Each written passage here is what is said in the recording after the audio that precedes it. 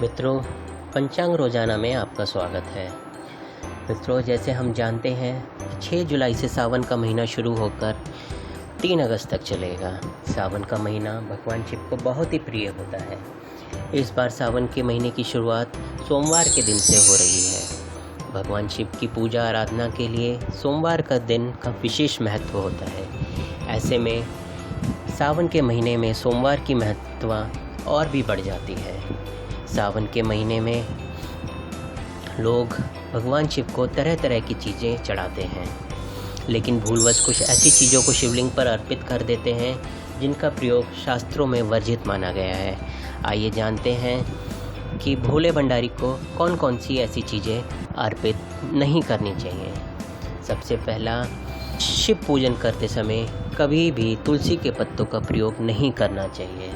तुलसी के पत्ते भगवान विष्णु और भगवान कृष्ण के प्रिय हैं। दूसरा, नारियल का प्रयोग कभी भी शिव पूजन में नहीं करना चाहिए।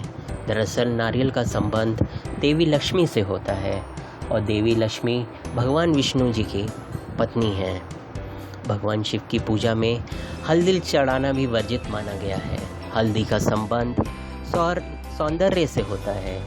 शिव वैराग को धारण करते हैं, इसलिए हल्दी भी वर्जित मानी गई है। शिव पूजा में चंदन का इस्तेमाल शुभ माना गया है। शिव जी को केतकी का फूल अप्रिय होता है, इसलिए भूल कर भी पूजा में इस फूल का इस्तेमाल ना करें। केतकी के फूल को झूठ बोलने की वजह से श्राप मिला था। और मित्रों, शिवलिंग की पूजा में कभी भी कुमकुम का प्रयोग नहीं करना चाहिए। कुमकुम को सुहाग की निशानी माना जाता है। और दोस्तों, कभी भी शिव की परिक्रमा पूरी नहीं करनी चाहिए, बल्कि इसको आधा ही करना चाहिए।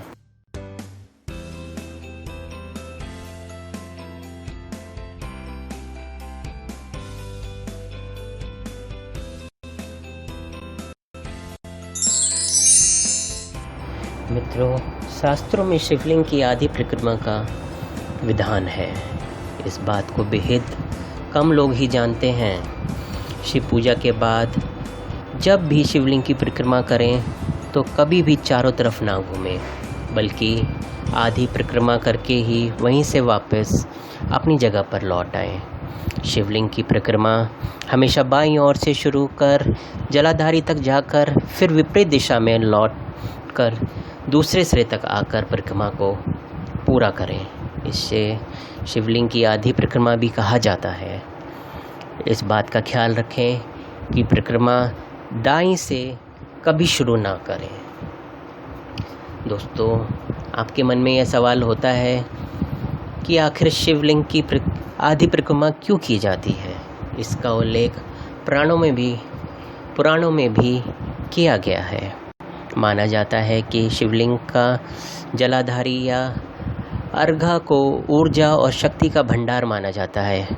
परिक्रमा के दौरान जलाधारी को लांघा जाए तो लांघते वक्त पैर फैलने से वीर्य या रज और इनसे जुड़ी शारीरिक क्रियाओं पर इस शक्तिशाली ऊर्जा का बुरा असर हो सकता है।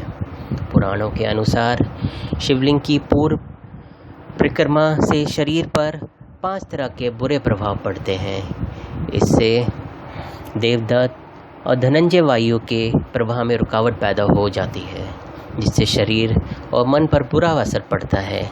इसलिए शिवलिंग की अर्धचंद्राकार परिक्रमा ही करने का शास्त्रों में वर्णन है।